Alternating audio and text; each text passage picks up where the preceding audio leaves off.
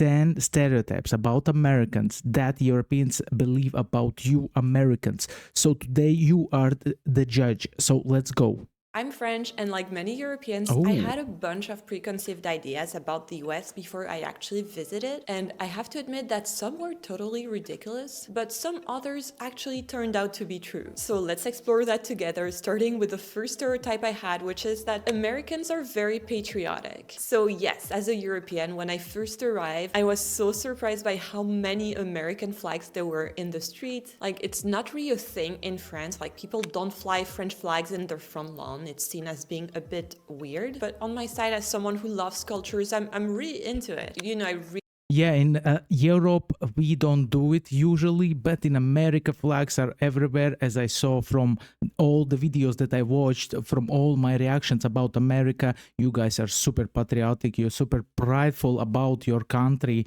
like the 4th of July decor, especially in the suburbs of Chicago where my boyfriend is from. It is so cool and really gets me in a patriotic mood, even though I'm not from the US. But it's not only that. Like, people really take the national anthem very seriously, like standing up at sports events. And Bobby told me that growing up, he had to say the Pledge of Allegiance every single day at school. So Oh, it wow. definitely feels overall like a more patriotic experience than what I've lived personally. Another patriotic experience is when during a match the singer is performing anthem and the mic cuts off and whole crowd starts singing. I have a reaction on this one. You can find it over here. It's phenomenal experience.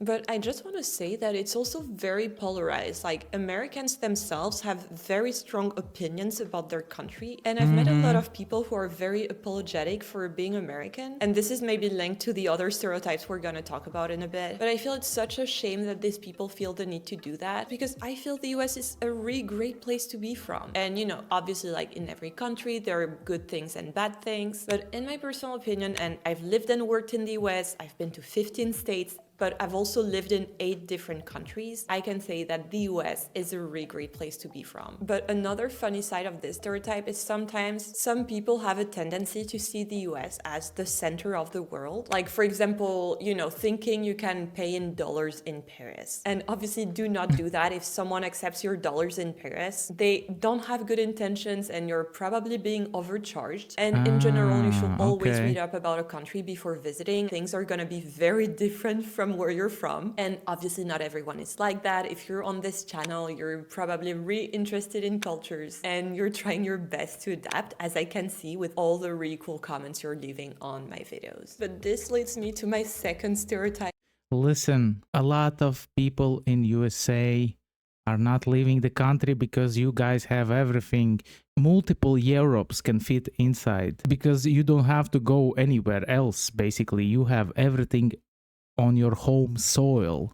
Which is Americans are supposedly bad at geography. By now, we've all seen these YouTube videos of people asking Americans to name a country, any country, just name a country. And obviously these videos play into the stereotypes. They're also cherry-picked. And I'm sure that if you shoved a camera on my face and yelled at me, I will forget all the countries. But since it's a light video and it's about my personal opinion on these stereotypes, I have to tell you about something weird that keeps happening to me in the US. And maybe you have an opinion on that. So I'm from France and I grew up right there, and my dad is from Spain, the country in Europe that's right there. And sometimes this comes up in conversations, like for example if we're talking about our origins with people. And in the US, for whatever reason, people misunderstand or don't remember correctly and think I'm from Mexico. And I love Mexico. I think it's a great country. I've spent a lot of time there during my travels. I've actually lived there for 6 months, but I am not from Mexico. I'm literally from the other side of the pond. Like, it's a 10-hour flight to go from Paris to Mexico. And this has led to a very awkward situation, especially at work, with people going out of their way to be nice and introducing me as Mexican to actual Mexican people. No, crazy, man.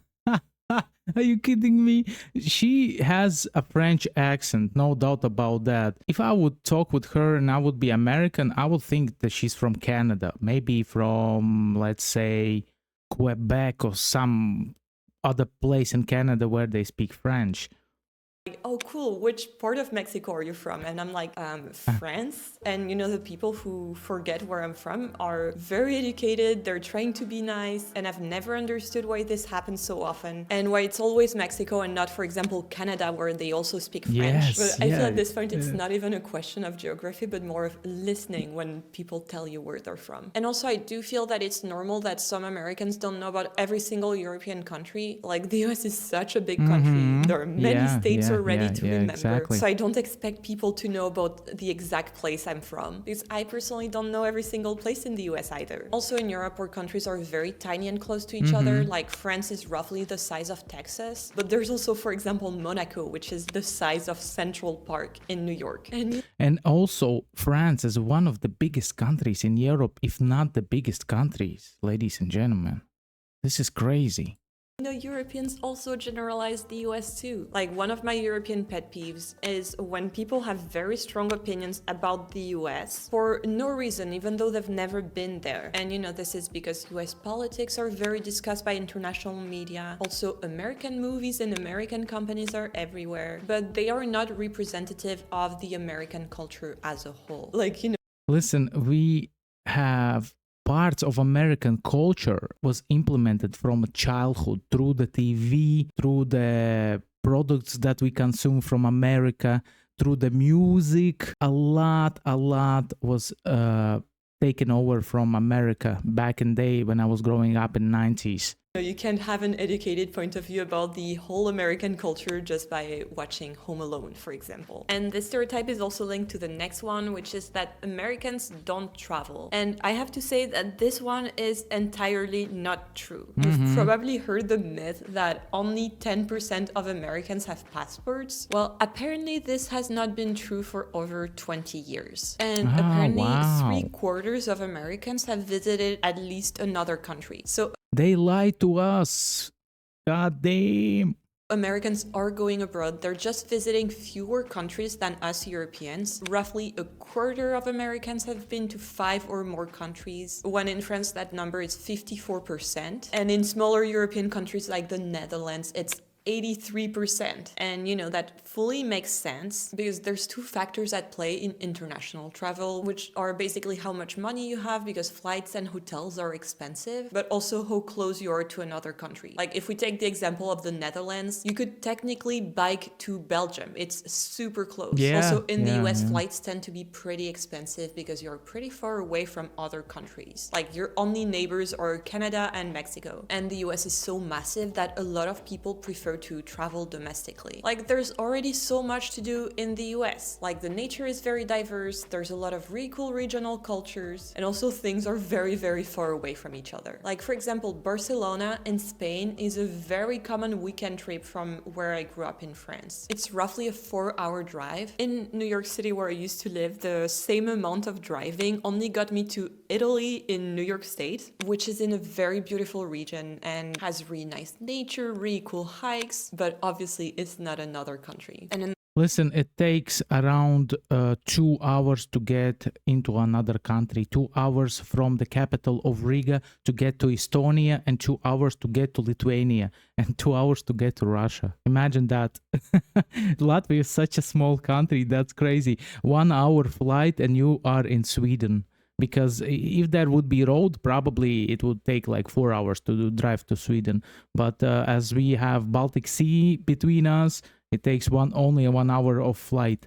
Another stereotype I had before going to the US is that Americans don't speak any other languages than English. And this one is not entirely true. Like, the US is a country that has been built on immigration, and around 1 in 5 Americans speaks a different language at home. Like, I've literally been told, be careful to not break a leg in the US. Otherwise, you'll be in debt. And given current events, it seems like a really big issue. But luckily for me, I haven't broken anything. And the only medical emergency I had while living in the US was an ear infection. And obviously, ear infections are not life-threatening. But if you've ever had one, it hurts so bad that you're ready to do anything to make it stop. And on But the big thing is the insurance in USA. If you have insurance, then it's okay, I think. On my side, I went to an urgent care facility where I saw a doctor and it costed me $300. Luckily, my health insurance was very good at the time because I was working for a French company in the Yeah. US. So I had to pay out of pocket and then I was reimbursed. But in the time it took for me to get reimbursed, I was very scared that my claim was going to be denied or that I would not be reimbursed in full. And to be honest, $300 is a lot of money for an ear infection. If we compare that to my most recent ear infection, and I have sensitive ears, okay, which was in Paris, I had to pay $0 out of pocket. Like they didn't even ask to see my credit card. They only needed my health insurance card. If I had to pay out of pocket, it would have been 25 euros, which Yeah, in Latvia, it's around 40 euros. It's pretty expensive over here. And sometimes you can get to the shitty doctors that are very toxic.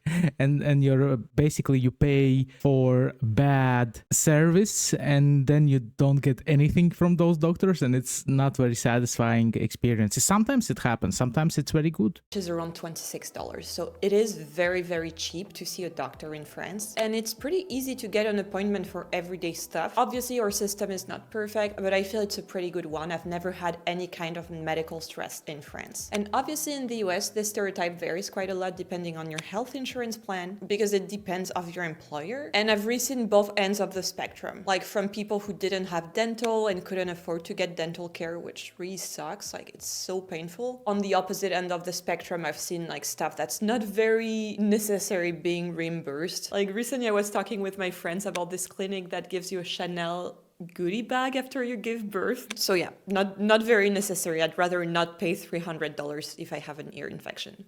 But why is the healthcare in USA so expensive? I wonder. Is it expensive in every state or it depends from state to state? Yeah, overall, I feel very grateful that I've always been super healthy. My family and all my loved ones have been very healthy. So I haven't tested extensively any medical system. And if you have and you want to share your experience, feel free to leave me a comment. Another thing I believed about the US is that people sue each other for no reason. All right, I know this one is a bit of a weird one, but from a European perspective, it seems like the US is like the Wild West of lawsuits. Like just driving on the highway, you see a bunch of like personal injury lawyers. You have to sign release forms all the time. And you hear about those crazy viral lawsuits. And here I can't talk about that without talking about what happened to this poor old lady that had to be hospitalized for 8 days after spilling McDonald's coffee on her lap. Like I've seen the picture and what happened to this lady was really horrible. She had third-degree burns and she decided to sue McDonald's to pay for her medical bills. That's just what she was asking for. The title of the New York Times documentary, A Watch About It, sums it best. Burned by hot coffee, then by the media. Like she was. That's crazy because in Latvia, forget about it. Nobody would care. If you get burned, maximum that you can get maybe medical bill paid by the company. Like it's a small country where I live. You know, my country in comparison to USA is like a small county. Literally small county where everybody knows each other. There's such a small amount of people. We have like 1.8 million people for whole country, maybe even less. Imagine that. And the country is beautiful. We have fresh air, good nature, and grumpy people, you know.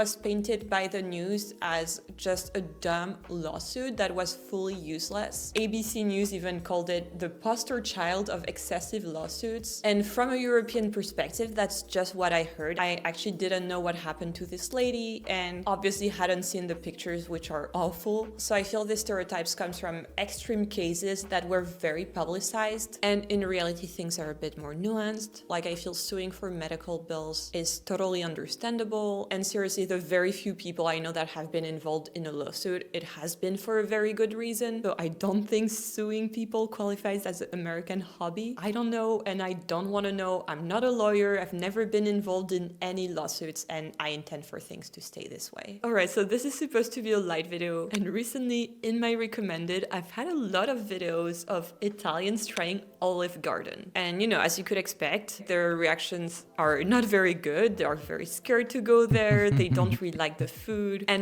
overall they find the experience very bland and inauthentic. And that's often how Europeans tend to perceive American food. And I have to admit that I did believe that before I visited the US, but luckily I was proven entirely wrong. The US is a massive country with a very rich food culture that Of course, of course. Imagine the amount of immigrants from different country coming to USA overall, yeah, and bringing their food culture into USA, and over there it was mixing and transforming, and now it became this massive USA food culture that you can see.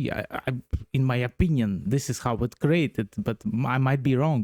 varies from state to state. And I have to say that this stereotype is Oh, absolutely barbecue. untrue. I feel Man. this bad image stems from the fact that our only contact with American food in Europe are the big fast food chains. Like, for example, I used to have a terrible image of fried chicken because I only knew about KFC and it didn't look really good to me. Like, I thought this was pure junk food and I was not really willing to try it. I usually don't really like big chains because I prefer to go to small shops.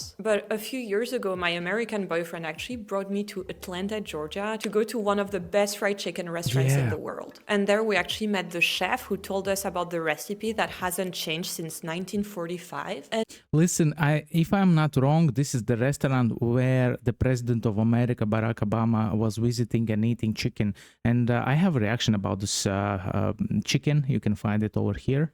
like they really put so much love and care into it. Like they marinate the chicken overnight. Oh, It's super nice. juicy and tasty, and they serve it with really delicious sides. And since then, I've been such a big fan of fried chicken and southern food in general. I even love chicken and waffles, which is another food that would send Europeans That's into crazy. a coma, but it's Wow. so good. And I feel that in general, the US does comfort food so well. And there are so many small businesses that are not owned by big corporations. And I feel you obviously shouldn't rule out American food just because you've seen McDonald's or KFC. Like, it's really my pet peeve when Europeans say the food is not tasty in the US, because not only there's really good American foods, but there's also food from all over the world. Yeah. Like, for example, in New York, I've tried really authentic Malaysian food, Indian food, Indonesian food, and all of these foods, they're made very authentically. Like, they keep the recipes the same as at home, and they often import some spices or products. Stereotype number 8 is that people love to work. And obviously I'm French, so it comes to no surprise to you that people have a lot of vacation time in France, but that's one image I had of Americans. And I do feel this one is kind of true. Like, there is this always on mentality where people are always thinking about business or maybe building side hustles and always trying to make things happen. And obviously sometimes it's a necessity. Like, people who have several jobs, they don't always do that because they love it. Like, they need to pay rent. But there is more of a focus in the US in having a side hustle, monetizing your passions. Whereas in France, I know a lot of people, for example, who are very good at a skill like art, but just do that in private and will never think of monetizing anything. And That's very interesting. And I wonder why it's like that. One of the reasons, in my opinion, is that in America, you have a lot of opportunities. Money is everywhere. You can like become a millionaire if you have a right mindset over there. But here in Latvia, you can become a guy who earns maybe 2,000 euros, maybe 3,000 euros if you get lucky, man. If you're in the right profession, because we don't have a lot of high-paying professions over here in Latvia, unfortunately. this also ties up with stereotype number 9, which is that Americans are very optimistic and outgoing. And that's a thing that I had to adapt to in the US because it's not in my culture, but now I really love small talk. I love how positive people are, and I've already talked about it in the other video I made about the US, but that's something that makes daily life a bit nicer. And honestly, I feel like this outgoing energy is reflected everywhere, which leads me to my next stereotype that everything is big in the US. This one, coming from a European perspective, is entirely true. The highways are massive, the cars are very big, the portion sizes are massive, although now I'm used to it and I really like it. And one thing that's for sure massive in the US is the distances. The US is such a big country, and recently I crossed it from New York to SF by train, and it took me 3 days. I also made a video Wow. about my thoughts, and I think you should watch it next. I'll see you there. It probably was very fast train. Imagine crossing whole USA, man. That would take a while. I need to get to this trip. I bet I would see such a beautiful views. USA is such a rich country when it comes down to nature, when it comes down to money, when it comes down to resources, when it comes down to location where you at. Man, USA is like crazy, man. It's a country that it's not balanced, you know. If we would play a game, the USA would be considered as a cheater because you guys have like a lot of things that we Europeans couldn't even imagine. Interesting video about stereotypes. Thank you for watching. Don't forget to like, hype, subscribe, click the bell for notification. See you next reaction videos, dear viewers. Have a nice day. Bye.